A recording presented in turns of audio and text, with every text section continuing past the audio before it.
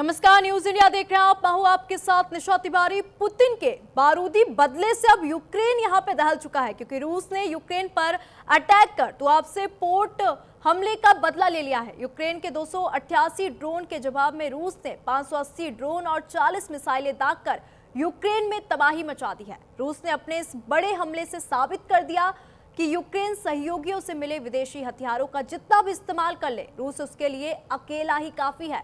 रूस ने यह भी दिखा दिया कि वो अपने दुश्मन की भाषा में जवाब देने में पूरी तरह से सक्षम और मजबूत है। यूक्रेन के कीव और खार्किव में हुए इस भीषण हमले में 3 लोगों की मौत हुई, 35 लोगों के घायल होने की खबर सामने आई। कई मकानों में आग लग गई है, इमारतों में छेद तक हो गए, पास खड़ी गाड़ियों में भी आग लग गई। भीषण जंग को 4 साल होने को है, लेकिन जंग थमने के आसार नजर नहीं आ रहे। भीषण जंग को लेकर गेस्टों का एक पैनल हमारे साथ चर्चा के लिए मौजूद है, लेकिन उससे पहले देखिए ये खास रिपोर्ट। रूस का यूक्रेन पर भीषण अटैक। यूक्रेन से तुआब से पोर्ट हमले का बदला।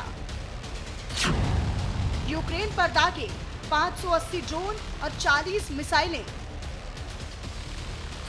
यूक्रेनी 288 ड्रोन के जवाब में दागे 580 ड्रोन। रूस के ड्रोन हमले से यूक्रेन में तबाही। रूस ने एक बार फिर से यूक्रेन पर भीषण ड्रोन अटैक किया है, या यूं कहें कि रूस ने यूक्रेन पर ड्रोन से हमला कर उसी की भाषा में उसे ही मुंह तोड़ जवाब दे दिया। रूस की तेल रिफाइनरी को निशाना बनाने के बाद अब रूस ने यूक्रेन के खार्किव और कीव पर 580 ड्रोन और 40 मिसाइलें दागकर अपना बदला पूरा किया। यूक्रेन के राष्ट्रपति वोलोदिमीर ज़ेलेंस्की ने हमले की पुष्टि की है। सोशल मीडिया पर अपने एक पोस्ट में वोलोदिमीर ज़ेलेंस्की ने हमले का दर्द बयां किया है। ज़ेलेंस्की ने हमले को लेकर कहा है कि रात भर हुई रूसी मिसाइल हमले में 3 लोग मारे गए हैं। ज़ेलेंस्की ने कहा कि रूस ने यूक्रेन की रिहायशी इलाकों के साथ साथ बुनियादी ढांचे और नागरिक निर्माण कंपनियों को भी निशाना बनाया और निशाना बनाकर 580 ड्रोन और 40 मिसाइलें दागी हैं। ज़ेलेंस्की ने यह भी कहा कि रूसी हमलों में दर्जनों लोग घायल हुए हैं। पोस्ट में ज़ेलेंस्की ने लिखा कि पूरी रात यूक्रेन रूस के बड़े हमले की चपेट में रहा। ऐसा हर हमला कोई सैन्य जरूरत नहीं, बल्कि नागरिकों को आतंकित करने और हमारी बुनियादी ढांचे को नष्ट करने की रूस की एक सोची समझी रणनीति है। रूस का यूक्रेन से बदला। यूक्रेन ने रूस पर दागे थे 288 ड्रोन। तुआब से पोर्ट को यूक्रेन ने बनाया था निशाना। रूस की तेल रिफाइनरी को हुआ था भारी नुकसान। यूक्रेन ने रूस के खिलाफ बदली अपनी रणनीति। रूस के सैन्य, ऊर्जा, आर्थिक ठिकानों पर अटैक। रूस का यूक्रेन पर यह अटैक अब तक का सबसे बड़ा ड्रोन अटैक माना जा रहा है। रूस के इस हमले को यूक्रेन के उस हमले का जवाब भी माना जा रहा है, जिसमें यूक्रेन ने 288 ड्रोन दागकर तुआब से पोर्ट को निशाना बनाकर रूसी तेल रिफाइनरी को भी भारी नुकसान पहुंचाया था। तुआब से बंदरगाह पर हमले के बाद यूक्रेन ने अपने इरादे जाहिर किए थे। यूक्रेन अब रूस के सामने झुकेगा नहीं, बल्कि उसके हर हमले का जवाब पूरी ताकत से देगा। माना जा रहा था कि यूक्रेन ने रूस के खिलाफ अपनी रणनीति में बदलाव कर रूस के आर्थिक ढांचे को हिलाने का काम किया है, ताकि जंग में उसका खर्च बढ़े। यूक्रेन भी पिछले कुछ समय से रूस के सैन्य ठिकानों, ऊर्जा केंद्रों और सेना को रसद पहुंचाने वाले ठिकानों को निशाना बना रहा है। ज़ेलेंस्की ने की मदद की अपील। रूस के ड्रोन हमले से यूक्रेन में तबाही। हमले में 3 लोगों की गई जान, कई घायल। राष्ट्रपति ज़ेलेंस्की ने सहयोगियों से मांगी मदद। मजबूत ढाल के लिए मिलकर काम करना होगा। रूस के ड्रोन अटैक में उत्तर के चेरनिहिव और पश्चिम में खमेलिनिस्की इलाके में 2 लोगों की मौत की पुष्टि की गई है। भीषण हमले की वजह से घरों और कारों में आग लग गई और कृषि गोदामों को निशाना बनाया गया। यूक्रेनी वायुसेना ने दावा किया है कि उसने हवा में ही 552 ड्रोन और 31 मिसाइलें मार गिराई। राष्ट्रपति जेलेंस्की ने अपने पोस्ट में यूक्रेन के सहयोगियों से सैन्य मदद मांगते हुए रूस पर प्रतिबंध लगाने की अपील की है। जेलेंस्की ने अपने पोस्ट में कहा है कि वो अपनी और यूरोप की रक्षा कर सकता है, लेकिन एक मजबूत ढाल के लिए उन सबको मिलकर काम करना होगा। 24 फरवरी 2022 को शुरू हुई थी जंग में अब तक हजारों लोगों की मौत। युद्ध रोकने के लिए अब तक कोशिशें फेल। जंग कब खत्म होगी कोई नहीं जानता। रूस और यूक्रेन के बीच 24 फरवरी 2022 में शुरू हुई ये भीषण जंग अब विकराल रूप ले चुकी है। हजारों लोगों की जान इस जंग में जा चुकी है, लेकिन ये जंग कब खत्म होगी इसका किसी के पास कोई जवाब नहीं। जंग को रोकने के लिए कई बार कोशिशें तो की गई, लेकिन अब तक सब बेनतीजा ही रही है। न्यूज़ इंडिया के लिए पवन चौहान की रिपोर्ट।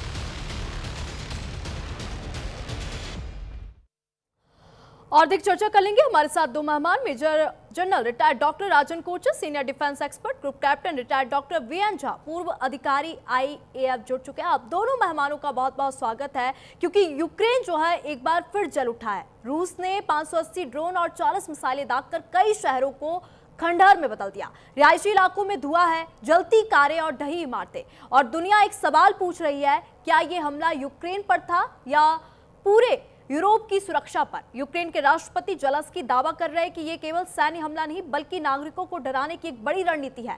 आंकड़े भी यहाँ पे चौंकाने वाले सामने आए हैं। यूक्रेनी वायुसेना कहती है कि उसने 552 ड्रोन और 31 मिसाइलें गिरा दी हैं, लेकिन जो बचा उसने जाने ले ली, शहर तबाह कर दिया और एक नया डर लोगों के अंदर पैदा कर दिया। और केवल जमीन पर ही नहीं, आसमान में भी उकसावे बढ़ चुके हैं। पोलैंड यहाँ पे दावा कर रहा है कि रूसी लड़ाकू विमान ने तेल प्लेटफॉर्म की सुरक्षा रेखा तोड़ी। एस्टोनिया यहाँ पे कह रहा है कि 3 रूसी फाइटर उनके एयर स्पेस में घुस आए। नाटो को अनुच्छेद 4 पर विचार करना पड़ रहा है। अब दुनिया ये पूछ रही है, क्या यूरोप एक बड़े युद्ध की तरफ बढ़ रहा है? क्या रूस नाटो की सीधी टक्कर की तैयारी है या सिर्फ दबाव की राजनीति है?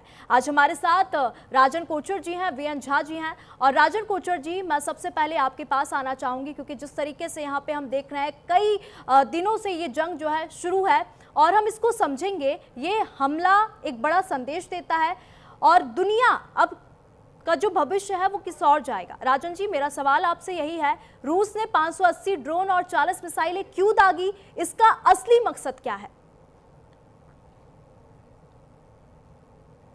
बिकॉज ये इसको युद्ध एक बढ़ता दिख रहा है मुझे। और आपको ये भी देखना पड़ेगा कि अभी विंटर सीजन आने वाला है और विंटर सीजन में ऑपरेशनल कैंपेन्स जो आपकी लैंड फोर्सेस होती हैं, आपकी जो मूवमेंट होती है आर्मर्ड कॉलम्स की और इस तरीके की फिजिकल ट्रुप्स की मूवमेंट होती है, वो यूक्रेन में मुश्किल हो जाती है। क्योंकि पिछले 3 साल में हमने देखा है कि जो एक विंटर कैंपेन है उसमें और एक समर या ऑटम कैंपेन में फर्क होता है। तो अगर इसको नजरिए से अगर हम इस चीज को देखें तो एक चीज बहुत साफ होगी कि रशिया कोशिश कर रहा है कि जितने भी एनर्जी और पावर सेंटर्स हैं यूक्रेन के, वो सर्दियों के आने से पहले, एक्चुअली सर्दियां आई चुकी हैं वहां पे उस एरिया में, अभी इसको इनिशियल स्टेजेस में मैं इनको मानता हूं। तो ये उसके जो आने से पहले इनके सारे जो एनर्जी और पावर यूरो सेंटर्स हैं उनको नष्ट कर दिया जाए। और इसका ऑब्जेक्टिव क्या है? इसका ऑब्जेक्टिव है कि इसको लोगों को तकलीफ पहुंचाना, जो वहां के जो इसको रिहायशी लोग हैं यूक्रेन के, उनके ऊपर दबाव डालना। क्योंकि अगर उनके ऊपर दबाव डलेगा तो जेलेंस्की के ऊपर भी दबाव आएगा। बिकॉज अगर उसकी पॉपुलेशन ही रिवोल्ट करने लग जाएगी कि आप इस लड़ाई को इतना आगे क्यों खींच रहे हैं, इसको आप एक सीज फायर के लिए, एक डिस्कशन के लिए टेबल पे क्यों नहीं आते। और ये कल एक डिस्कशन होने वाला है टर्की में, तो जो उसकी तरफ भी इसको लोगों की नजर होगी। बट जो बेसिक मुद्दा ये है कि जेलेंस्की को उकसाया जा रहा है नेटो की तरफ से, यूरोपियन यूनियन की तरफ से, और ट्रंप ने तो हाथ अपने ऊपर कर दिए हैं, बिल्कुल। बिकॉज ट्रंप की लास्ट स्टेटमेंट आपने सुनी होगी कि मैं पुतिन को इसको मना नहीं पा रहा हूं, और वो जिद्दी हैं और इस लड़ाई को आगे लेके जा रहे हैं। और एक लास्ट इंपॉर्टेंट पॉइंट मैं इसको यहाँ पे जिक्र करना चाहूंगा, ये जो इतने 500 से ज्यादा ड्रोन्स और आपकी मिसाइल्स क्यों फायर की जा रही है, ये एक ऑपरेशनल स्ट्रेटजी है इसको रशिया की, और इसको हम बोलते हैं मास सैचुरेशन और स्वॉर्म मेथड। तो इसका ये मतलब है कि आपका जितना भी एयर डिफेंस है, जब आपके ऊपर 500 ड्रोन आ जाएंगे, जब आपके ऊपर 30-40 आपके पास मिसाइल्स आ जाएंगी, बिल्कुल, आप उसमें से 60% को अगर आप रोक भी पाएंगे, पर फिर भी 40% तो वहां पे पहुंचेंगे। और आपकी जो आपके पास जितना भी एयर डिफेंस का असला है आपके पास, जो आप इसको एंगेज अपना करना मांगते हैं, हर एक कंट्री के पास एक लेयर्ड एयर डिफेंस होता है। तो इनके पास भी है, पैट्रियट सिस्टम्स है, और भी इनके पास पॉइंट एयर डिफेंस के सिस्टम्स है। वो इसका मुकाबला नहीं कर पाएंगे, बिकॉज आपके जो इंटरसेप्टर्स भी बहुत महंगे होते हैं, और अगर आप ड्रोन्स को मारने के लिए इंटरसेप्टर इस्तेमाल करेंगे तो आपके पास, इसीलिए आपने इसको देखा कि ज़ेलेंस्की वेस्टर्न कंट्रीज के पास जा रहे हैं, यूएस के पास जा रहे हैं कि हमको जो एयर डिफेंस सिस्टम दीजिए। बिल्कुल, आपने सही कहा। बिकॉज आने वाले इसको वक्त में आप देखेंगे, इसको यूक्रेन के पास कोई भी एयर डिफेंस क्रेडिबल सिस्टम बचेगा नहीं। हाँ। और रशिया इसका फायदा उठाएगा और मैक्सिमम डिस्ट्रक्शन वहां पे करेगा। बिल्कुल, यहाँ पे तो रूस जो है पूरा फायदा उठाएगा ही। हमारे साथ वीएन झा भी है, मैं आपके पास आना चाहूंगी, क्योंकि जिस तरीके से रिहायशी इलाकों पर हमला किया जा रहा है, क्या ये युद्ध का दबाव बढ़ाने की बड़ी रणनीति है? आपको क्या लगता है? निशा, बहुत सारी चीजें इस वॉर में इन्वॉल्व हैं। ये सरल नहीं है, बहुत कॉम्प्लिकेटेड है। एक तरफ तो नैरेटिव चल रही है, और हम और आप या आप जैसे और बहुत सारे चैनल हैं, वो जो विजुअल क्लिप्स या वीडियो क्लिप्स दिखाते हैं, मोस्टली ये वेस्टर्न सोर्सेज से आते हैं। एक्चुअली वहाँ पे क्या हो रहा है ये बहुत कम लोग जानते हैं। आप अभी ये स्टोरी चला रहे हैं, मैं ये नहीं जानता हूँ कि आपने तास न्यूज़पेपर, जो रशियन न्यूज़पेपर है, उसको आपने स्कैन किया है। वैसे हम लोग आंख मूंद के किसी भी न्यूज़पेपर पे यकीन नहीं करते हैं, लेकिन अगर आपने वो देखा होता तो जो संख्या ड्रोन्स की बताई जा रही है, कोचर साहब बिल्कुल ठीक हैं कि ये एक बैटल सैचुरेशन पॉइंट जो जिसको कहते हैं एयर डिफेंस के लिए, ये वो करना चाहते हैं। और यही चीज हमने गाजा में भी देखा था। गाजा में एक साथ में इतने सारे रॉकेट्स आ गए थे कि उनका आयरन डोम सिस्टम उसको हैंडल नहीं कर पाया। तो यही चीज यहाँ पे अभी जो यूक्रेन में हम देख रहे हैं कि आखिर वहां पे वास्तविकता क्या है। मैं नहीं सोचता हूँ कि वहां 500 या उससे ज्यादा ड्रोन एक साथ में आए होंगे, लेकिन जो भी आए होंगे वो किसी रिहायशी इलाके पे गिराने के लिए नहीं आएंगे, ये आप मान के चलिए। देखिए, एक एक मिसाइल्स के कॉस्ट जो हैं वो 10s of crores या कहीं कहीं तो 100 करोड़ वो होता है। और उस मिसाइल को, चाहे बैलिस्टिक हो या क्रूज हो, अगर वो आप रिहायशी इलाके पे दागना चाहते हैं और 3 आदमी मर गए तो आपने क्या अचीव कर लिया? नहीं, ये गलत नैरेटिव है जो कि वेस्टर्न मीडिया से आ रहे हैं। यूक्रेन को सब्सटैंशियल लॉस हो रहा है। और अभी पिछले 2 दिन की मैं बात बताऊं आपको, तो ज़ेपोरिज़िया के जो वेस्टर्न एरिया है जो कि निप्रो नदी से मिलती है, वहां के भी 2 जो टाउनशिप हैं वो रशिया के पास चला गया। तो जिस तरह से रशिया आज के दिन में यूक्रेन के तरफ, यूक्रेन के अंदरूनी भाग में जाता जा रहा है। देखिए, डोनेट्स्क, लुहांस्क ऑलरेडी चला गया है, ज़ेपोरिज़िया को आधा से ज्यादा चला गया है, खेरसन का आधा से ज्यादा चला गया है। कल ही रात में ओडेसा में भी अटैक हुआ है। तो अगर इस तरह से घेर के यूक्रेन को रशिया अगर टारगेट करेगा, और यूक्रेन देखिए बड़ा अनफॉर्चुनेट है, एक कॉमेडियन प्रेसिडेंट बना हुआ है, उसने देश को तबाह कर दिया है।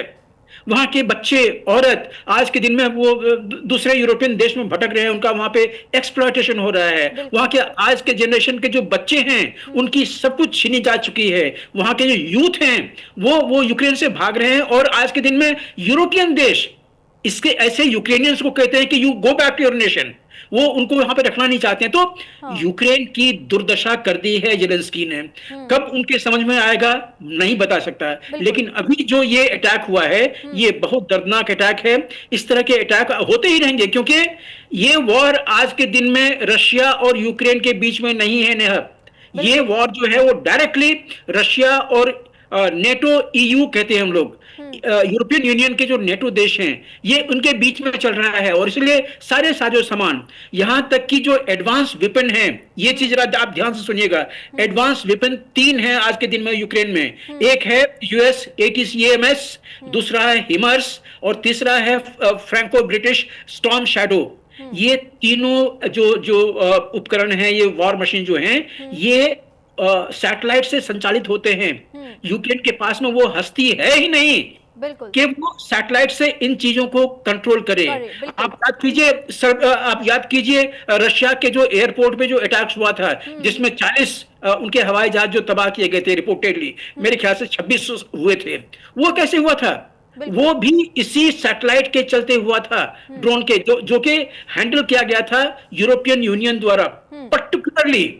तो इसीलिए ये जो युद्ध है आज के दिन में रशिया और यूक्रेन के बीच में है, नहीं है, ये रशिया और यूरोपियन यूनियन के जो नेटो देश हैं, इनके बीच में चल रहा है। और इसीलिए ट्रंप ने कहा था कि you can buy my war machines, I will sell to you, subsequently you hand over to Ukraine, that is your choice. ठीक है राजन कोचर जी, यहाँ पे यूक्रेन ये कह रहा है कि उसने 552 ड्रोन गिरा दिए, क्या ये आंकड़ा भरोसेमंद है? देखिए Neha ji, truth is the biggest casualty in war, एक कहावत है जो हम एक्चुअली हमेशा बोलते हैं, बिकॉज हम यहाँ इंडिया में बैठे हैं। आप क्या वेरीफाई कर सकते हैं कि इसको यूक्रेन में कितने ड्रोन्स आए? क्या हम गिनती कर रहे हैं इन चीजों की? बिकॉज लड़ाई में तो किसी के पास टाइम नहीं है गिनती करने का। और यूक्रेन का जो नैरेटिव है वो आपका अलग होगा, रशिया का नैरेटिव अलग होगा। तो इसका नैरेटिव आप इसको सही समझेंगे और आपको ये पूरे जो नैरेटिव्स को एनालाइज करके आपको एक कंक्लूजन में आना है कि ये लड़ाई कौन हार रहा है और कौन जीत रहा है। उसके बाद ऑटोमेटिकली आपके सामने जो भी सच्चाई है वो आने लग जाएगी। और जब आप देखते हैं कि यूक्रेन आज एक ऐसी दशा में आ चुका है कि उसका साथ अमेरिका ने भी छोड़ दिया है। अब आप उसको देखिए, उस टाइप की उसको सपोर्ट नहीं मिला, वो चलाता रहता है, वो जो कहां पे जा रहा है, फ्रांस के पास जा रहा है। अभी मैं लेकिन राजन कोचर जी, एक सवाल यहाँ पर ये भी खड़ा होता है, क्या रूस अब सस्ता ड्रोन इस्तेमाल कर यूक्रेन की एयर डिफेंस को पूरी तरह से यहाँ पे थकाना चाहता है? इसको बिल्कुल नहीं है जी, ये तो एक स्ट्रेटजी है रशियंस की शुरू से। ये इसने पहली बार नहीं किया रशिया ने, और अगर आप इस लड़ाई को इसको फॉलो एक्चुअली कर रहे हैं तो रशियन ने कई बार किया है। और रशियंस के पास ड्रोन्स हैं, सस्ते ड्रोन्स हैं, और उनके पास हजारों में, उनके पास एक डिफेंस इकोसिस्टम है, उनके पास सपोर्ट है, ईरान की तरफ से भी आते हैं ड्रोन, शायद ड्रोन्स भी उनको उसको मिल रहे हैं, उसको वो भी यूज हो रहे हैं। तो एक इंफ्रास्ट्रक्चर है। अगर आज रशिया 30 मिसाइल एक महीने में या 10 दिन में लॉन्च करता है तो वो 40 मैन्युफैक्चर करता है। ठीक है। तो इसलिए आप क्या समझते, 4 साल कोई देश ऐसी लंबी लड़ाई खींच सकता है? It's not possible. इसीलिए रशिया का जो हमको सीख लेनी चाहिए उसके जो डिफेंस इकोसिस्टम से, और भारत के लिए भी बहुत जरूरी है इस टाइप का इकोसिस्टम अपना बनाना, बिकॉज हम दूसरे देशों की तरफ नहीं देख सकते जब लड़ाई होगी। अमेरिका हमारी कोई मदद नहीं करने वाला है, कोई देश हमारे पास नहीं आएगा, और जो हमारी जो इंडिजिनस कैपेबिलिटी है वो उसको बढ़ाने की जरूरत है। और लास्ट पॉइंट मेरा ये कि जब हम ऐसे आपके चैनल पर डिस्कशंस करते हैं तो एक इम्पॉर्टेंट लेसन हमारे लोगों के लिए भी इमर्ज होना चाहिए कि ये अगर आप सोचते हैं कि पाकिस्तान को एक लंबी लड़ाई में, बिकॉज मैं कल chief of the army staff की स्टेटमेंट सुन रहा था, वो बोल रहे थे कि हम लंबी लड़ाई लड़ेंगे। इसको मुझे बताइए कि आपके पास कैपेबिलिटी है लंबी लड़ाई लड़ने की, और अगर है तो बोलिए, और अगर नहीं है तो वो कैपेबिलिटी को डेवलप कीजिए, बिकॉज वेरी इंपॉर्टेंट। बिकॉज मैं 37 साल फौज में रहा हूं, और जो हमारा एक्चुअली फोकस है वो उसको ये होना चाहिए कि हमारी जो कैपेबिलिटी है उसको बढ़ाने की जरूरत है। तभी हम बोल सकते हैं कि ये पाकिस्तान के साथ जो लड़ाई है वो लेकिन राजन कोचर जी, यहाँ पे बार बार ऊर्जा ढांचे पर ही हमला क्यों किया जाता है? क्या रूस यूक्रेन की बिजली, पानी, गैस सप्लाई तोड़कर जनता पर दबाव बना रहा है? क्योंकि पोलैंड और एस्टोनिया के स्पेस में रूसी विमान ये जो घुसाए जा रहे हैं, ये कितना गंभीर होगा आने वाले समय में? देखिए, ग्रुप कैप्टन साहब ने भी एक बहुत अच्छी चीज बताई थी कि आप एक मिसाइल 3 या 4 लोगों को उसको मारने के लिए थोड़ी इस्तेमाल करेंगे। इसको मिसाइल आपकी स्ट्राइक करेगी उनके न्यूक्लियर पावर रिएक्टर्स के ऊपर, उनके जहां से उनका पावर जनरेशन होता है, और साथ साथ आपने इसको ये भी देखा कि वॉर्सो यूक्रेन की जो रेल लाइन है उसको साबोटाज भी किया जा रहा है, बिकॉज पीछे से आपके पास जो लॉजिस्टिक्स आ रही है, जो आपको मदद आ रही है, आपको ईयू से और आपको नाटो से, वो आपकी पोलैंड के थ्रू आ रही है, और वहां पे ये लोग उसको नष्ट कर रहे हैं। और आपकी जानकारी के लिए यूक्रेन का 10,000 स्क्वायर किलोमीटर की रेलवे लाइन अभी तक नष्ट की जा चुकी है। It is 23% of the total rail network of Ukraine. और इसको क्यों किया जा रहा है? बिकॉज आपकी जो लॉजिस्टिक मूवमेंट को आपको रोका जाए, और इसीलिए जो सवाल आपने किया कि ये इसका इंफ्रास्ट्रक्चर पे और खास तौर पे एनर्जी इंफ्रास्ट्रक्चर में इसलिए कर रहा है बिकॉज विंटर्स आ रही है। आप इसको जानते हैं कि ऐसी कंट्रीज में -20 डिग्रीज, -30 डिग्रीज टेम्परेचर होता है, और एक इसको एनर्जी के सोर्स के बिना लोग विंटर्स में नहीं वहां पे जी पाएंगे। और अगर आप उनका एक जीने का एक जरिया है जहां पे उनको जो आपको वार्मिंग चाहिए, उनके जो एयर कंडीशनर्स है, जो उनके जनरेटर्स है, जो फंड्स है, और अगर आप उसको ही नष्ट कर देंगे तो एक रेवोल्यूशन आएगी देश के अंदर से, और ज़ेलेंस्की के ऊपर प्रेशर और बढ़ेगा इस लड़ाई को खत्म करने के लिए। ठीक है, बीएन झा जी, मैं आपके पास आना चाहूंगी। क्या यूरोप में बड़ा युद्ध फैलाने का ये जो खतरा है बढ़ चुका है? क्या ये हमला दिखाता है कि रूस अब युद्ध को और लंबा खींचना चाहता है, क्योंकि यूक्रेन जो है बार बार मदद भी मांग रहा है?